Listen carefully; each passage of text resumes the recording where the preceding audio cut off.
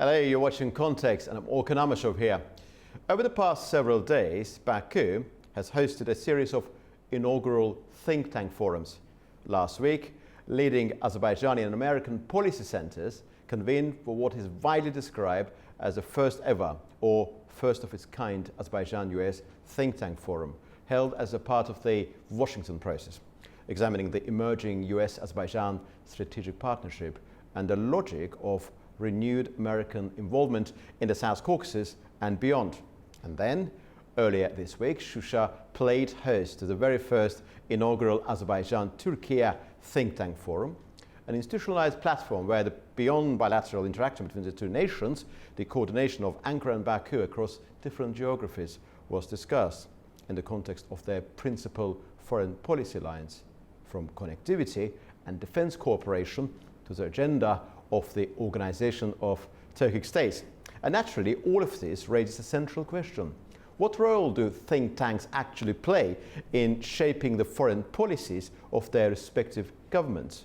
And to what extent does coordination between analytical centers form part of the wider geopolitics of our region? And I'm absolutely delighted to be joined in the studio by someone eminently well placed to reflect on these issues. Ahmed Alili, Director of the Caucasus Policy Analysis Center, a think tanker himself, a long-standing friend of this program, A-News, and a man of substantial insight into the South Caucasus and its surrounding strategic landscape. Ahmed, what a great delight to welcome you here. Thank you very much. It's a great pleasure to be here, and many thanks for all of those kind words that you Thank you very much indeed. I mean, you're a think tanker yourself. Caucasus Policy Analysis Center is a very important institution operating in Azerbaijan, but actually its scope is wider than Azerbaijan. It's Caucasus and beyond the Caucasus, of course. I mean, we'll talk about this inaugural forums a bit later, but could you explain to me, what do think tanks do in the real sense of the word? Why do we need to have so many sort of special designation think tanks around? I believe we all agree that the world right now in a very special time frame.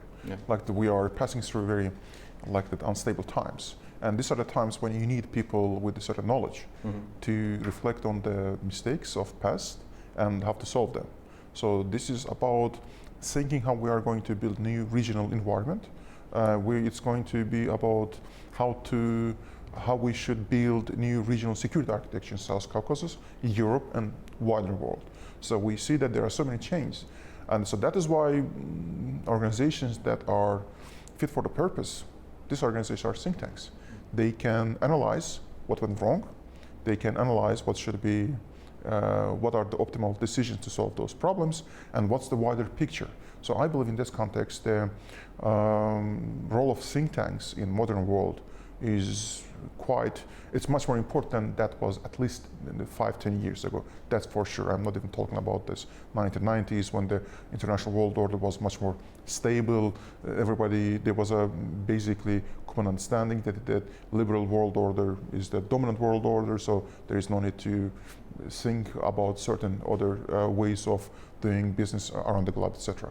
Now, everything's changing, and you have to come up with new solutions to these issues, especially for countries such as Azerbaijan, because Azerbaijan is geographically, it's positioned in a very interesting place, very interesting region, and also Azerbaijan geopolitically positions itself in a very diverse context. And Azerbaijan doesn't want to follow lead of any major geopolitical centers, right?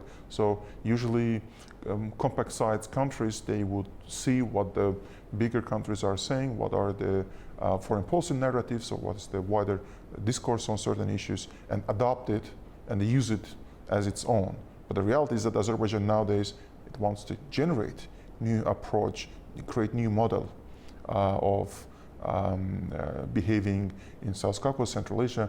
Like we know that Azerbaijan, with the 20th Karabakh War, it had to come up with a certain ways of it creates precedents. And in order to create precedent, you need strong research community, think tank institutions to analyze what is out there, come up with the polished and those foreign policy solutions that fits your needs, and how you are going to behave toward Russia, Iran, Turkey, European Union, United States. You are creating a certain model that other countries can follow. I mean, we know that certain Azerbaijani relations, Azerbaijan international, let's say, Azerbaijan foreign policy that gets a lot of attention from at least from Central Asia, from other regions, former Soviet Union countries. They see that why Azerbaijan is successful and what kind of parts of its vision these countries can copy in order to make their own foreign policy successful also. So in this context, we say that we see that think tanks are very instrumental. They are institutions that helps countries to understand their surroundings and to come up with the optimal solutions. So I mean, everybody needs right now around the globe. The world is changing fast. Yes. We have to figure out what's changing and how to adapt. But especially in Azerbaijan, the country that doesn't want to follow any lead of any of the major political centers. So you should be a rule maker yourself and build the world around you. Exactly, and how you do that without research centers. I mean, quite interestingly, Ahmed, we noticed the rise of think tanks over the past couple of years, over the past 10 years. I mean, Dr. Bashar Center, led by Arissa Husseinov, your center, and of course we have the official, the sort of government-affiliated think tank led by Dr. Farid Shafi of Center for Analysis of International Relations, which together with their Turkish counterpart effectively early this week, Monday, convened this first inaugural Turkey-Azerbaijan think tank forum. Basically, what I noticed there when I was there moderating the first panel discussion, which was dedicated to the foreign policy lines pursued by Ankara and Baku, but in Turkey they've got kind of a number of think tanks. They've got the one which is functioning under the auspices of the Foreign Ministry, that's called Strategic Research Center, led by Dr. Polat Safi. They have a number of this. They have one which is named Awesome. They're dealing with Middle East in particular. They've got one which is dealing with Iran, and they've got many other ones. SET, of course, the most famous foundation for politics, economics, and society. When you look at Azerbaijani think tank community, and you know everybody, it's a relatively small community. Do you see that element of diversity when it comes to Azerbaijan's foreign policy or internal matters? So I imagine with the rise of Azerbaijan's multidimensional identity as an active player, there will be need for specific think tanks delivering quality analysis in relation to respective foreign policy directions, or even not just foreign policy, it could be related to internal politics as well. No, you're absolutely right. I believe this is one of those points that I've been constantly raising publicly, and we definitely need research centers, dedicated research centers that can do analysis on at least on the countries that big power centers that we are bordering with. So I believe that still there is an understanding that as a former Soviet Union country, we all understand Russia. So it's like it comes by default, right? So, but also you should have something, some centers would be quite good understanding what's going on in Middle East, Iran, etc. Turkey countries, I believe Central Asia, it's a completely different area. But it's also true that, being a researcher in Azerbaijan, like if you're researching in Europe or in the United States, basically your specialty would be Russia or post-Soviet countries, right? But then you need someone else who should do research on Iran and Middle East, etc. Somebody else who can do research on Turkey. But in Azerbaijan, because of our geographical positioning, like we have to be, at least like that you are exposed to certain information that you cannot do, because we have very unique geographical position. International relations from Baku looks completely different than from the other countries. Like I would always say that if you are in Europe or the United States, the whole world is east for you. Yes, indeed. Yeah, if you are somebody from Beijing, Tokyo, the whole world is west for you. Like somebody in Moscow, and the whole world is south for you, right? You always want to reach the southern oceans. But in South Caucasus, in Azerbaijan, you have north, you have south, you have west, you have east, you have all of them. So this is a perfect place. In London, you don't have north, actually. Exactly. So you have south, right? So this is when you look at the world is like basically it's southern countries, all of them. So Azerbaijan, South Caucasus is a perfect place to study international relations. I believe this is a very. But at the same time, you are absolutely right that this is having expertise on all of these issues. I believe that we should work on this direction, make sure that we have capacity, we have a unified capacity of all South Caucasus, all Central Asian, and the Turkic countries together. Because we all know that Turkic experience on knowledge on Middle East. Yeah, it's massive. Yes, it's a massive, and It's nobody. massive and Or on Balkans. what I'm trying to say, Ahmed, it looks like there's a connection between a given think tank operating in a given jurisdiction and the scope of that nation. Yeah. I think that with the rise of Azerbaijan as a geopolitical force, in particular after September 2023, when Azerbaijan fully restored its sovereignty over the remainder of Karabakh, there seems to be the sort of sense of looking beyond the borders, sort of building your identity, your geopolitical identity in connection with Central Asia, and of course the transformation of Central Asia 5+1 into Central Asia 6 is a very important part of this trajectory, and there will be need for any specific think tank specializing on that aspect of Azerbaijan's foreign policy and many other related matters, including Azerbaijan's engagement in the Middle East, in Syria, for example, which is a completely new element. I imagine there will be need for those think tanks specializing in that particular direction. I just would like to bring our conversation back to the original point.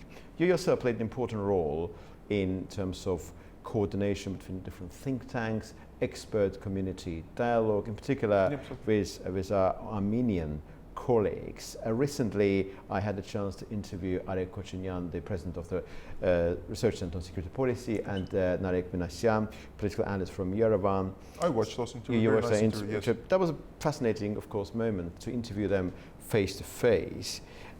I believe that think tanks and experts played an important role in sort of opening up new opportunities for Azerbaijan and Armenia. I remember when I first was trying to organize debate here on A News between Armenia and Azerbaijan experts. It was a massive, massive challenge. So could you just explain to me the way this sheer impossibility, bringing Azerbaijan and Armenians together in a very visible form, has changed, and now we are far more flexible in terms of organizing those debates?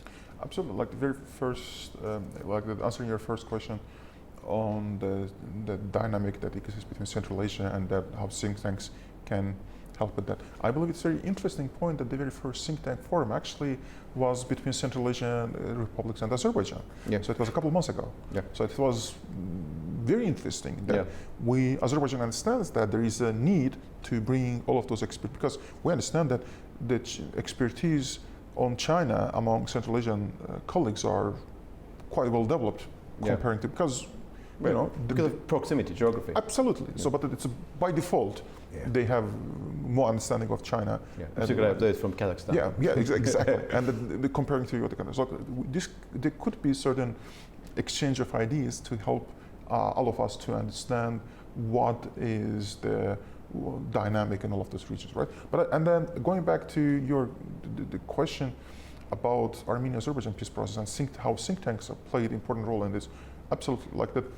I mean, many people know that I do not put the sign of equality between civil society initiatives and think tank or expert meetings. Mm-hmm. So for me, they're different stuff. They are very different, and that they should be treated as differently.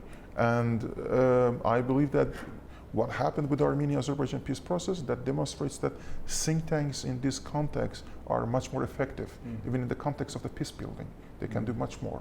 I mean, compared to civil society representatives, is that what you're saying? Yeah, but the expert community representatives, they are the special.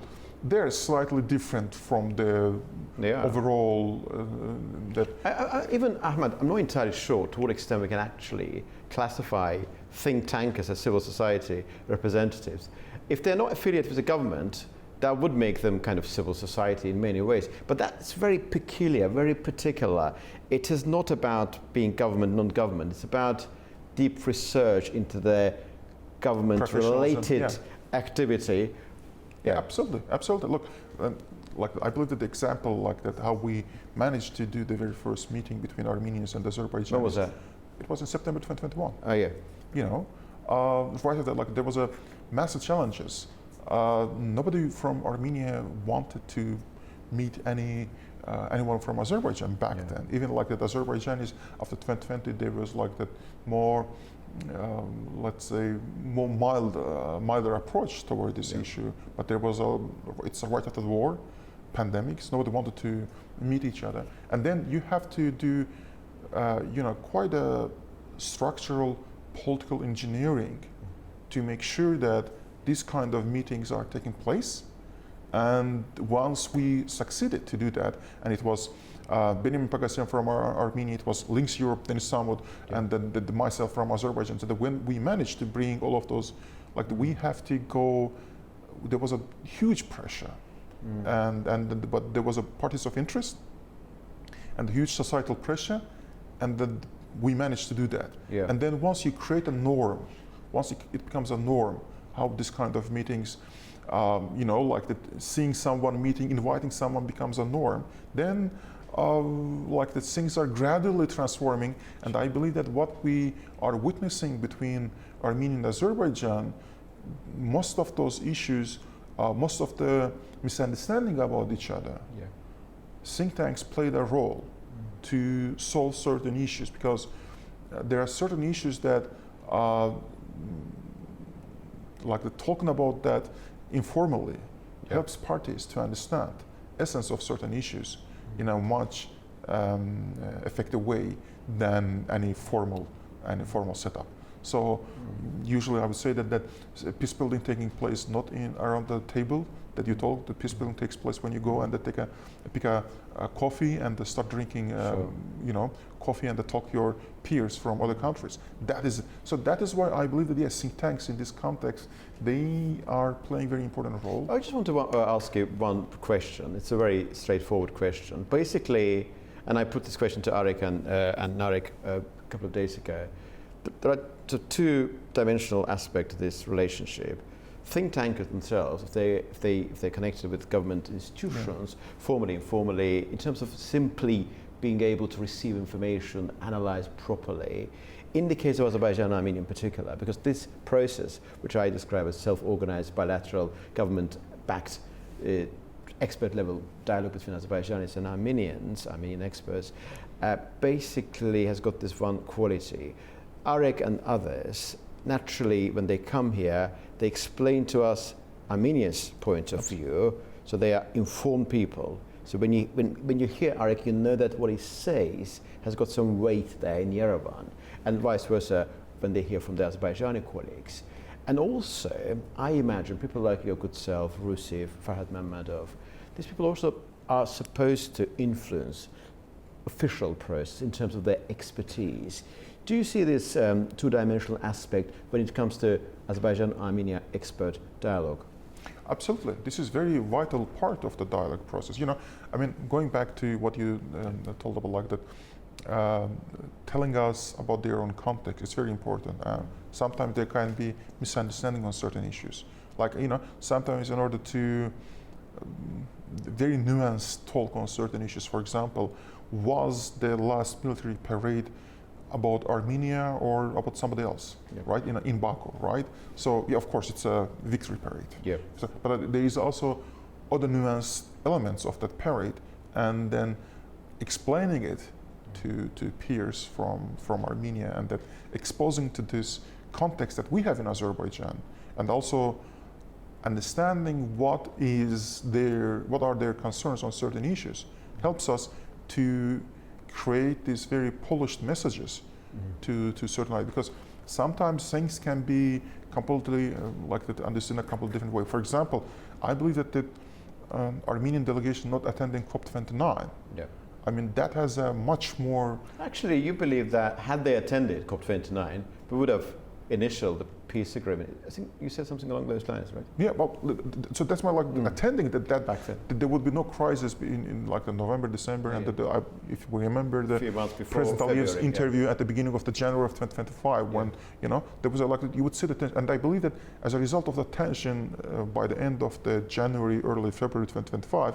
Prime Minister Pashinyan made certain messages that it's ready to accept Azerbaijan conditions on OSCE Minsk Group and the change of the constitution, right? So I believe that that tension led to that results also. So there are sometimes you have to explain certain issues, to talk on those issues, and then come back and deliver certain messages the way how you understand that. For example, these steps are much more important for Armenia. Yeah.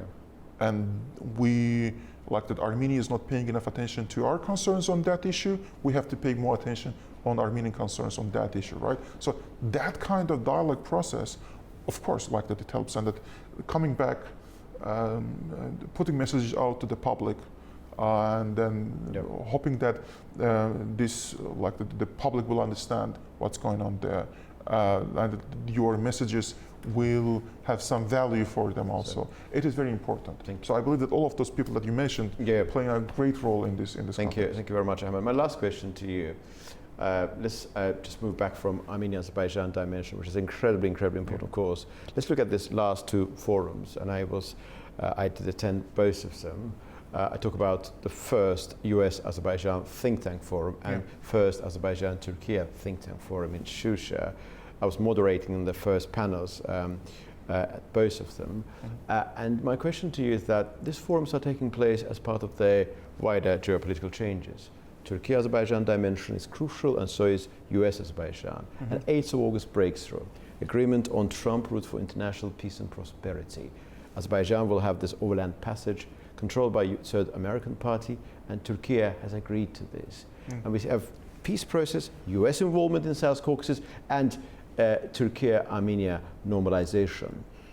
How would you evaluate the importance of think tanks in producing interesting solutions in the context of this wide geography? Because something very complicated is happening here. Absolutely. Because, please. No, absolutely. But Frank, if we're comparing specifically these two platforms, Azerbaijan-Turkey Forum and US think tank, and US, I believe that these are two different, despite being called in a very similar way, because the state of affairs between Washington and Baku that requires think tanks to clear out a lot of misunderstandings. So there is a lack of information about each other, about each other's concerns, and there are certain issues that the perception about them are completely different in Washington and in Baku. True. So think tanks should help each other to understand what's what, because again, once you are located in South Caucasus and you feel so many changes, like you feel certain things on your skin, right?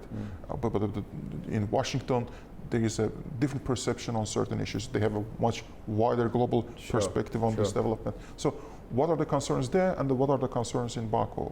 So the think tanks should clearing up misunderstanding, basically. Exactly. But in case of Turkey-Azerbaijan, it's contrary. There is abundance of information. Yeah.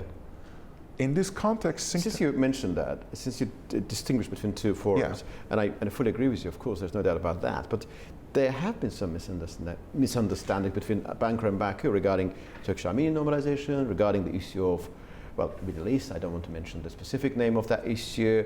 Do you think think tanks, Azerbaijani and Turkish ones, could actually clear up some of the misunderstandings? Absolutely. But that's the thing, like when sometimes misunderstanding comes from the abundance of information also. Oh, yeah, it's different. So this is very. I should not have interrupted you. So, no. This is very nuanced moment that. This is one of the biggest issues in Armenia-Azerbaijan peace process also, because track 1 moved far away, and the track 1.5 and track 2 they are left behind. Now we have to catch up with them. Yes. So I believe that those misunderstandings that we are seeing in a certain context in the think tank committee between Turkey and Azerbaijan, that's a result of that. That track 1, the governments, Azerbaijan and Turkey governments, they are so close to each other, and they understand each other.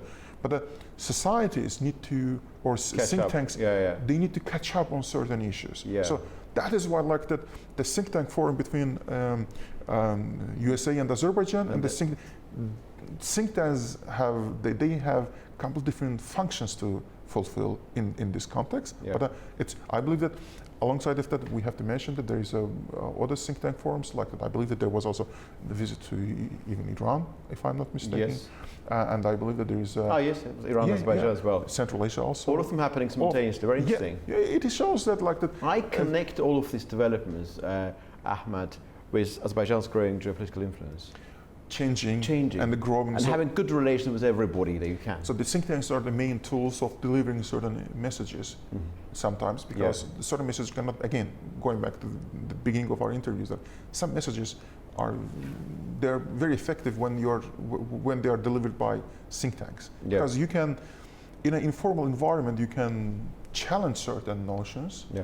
Sometimes even mock. Yeah. You know, this is a very normal setup for think tank meetings. That sometimes some notions can be mocked but in an official setup you cannot do that, because the consequences of that would be much more negative or positive. But in the context of the think tank dialogue process, exposing your concerns has much negative consequences than the consequence. But in contrary, in this context, telling about your concerns helps you to understand the other side and make sure that the other side understands you. So I believe right now think tanks are very important piece of the changing regional geopolitical landscape, especially for Azerbaijan. Thank you, Ahmad. Thank you for this lovely conversation. It looks like we have started to warm up, but sadly we need to finalize at this very stage. So grateful. Thank you very much for the invitation.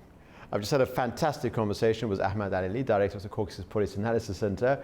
We are in the midst of inaugural, first of its kind, think tank forums. We had one last week in Baku, US Azerbaijan think tank forum, and also one in Shusha early this week, which was officially titled the first ever Shusha Azerbaijan Turkey think tank forum. Well, a lot is happening around the world, and naturally think tank forums operating in their respective jurisdictions need to meet the challenge and rise to the occasion. Well, you've been watching Context, and see you very soon indeed.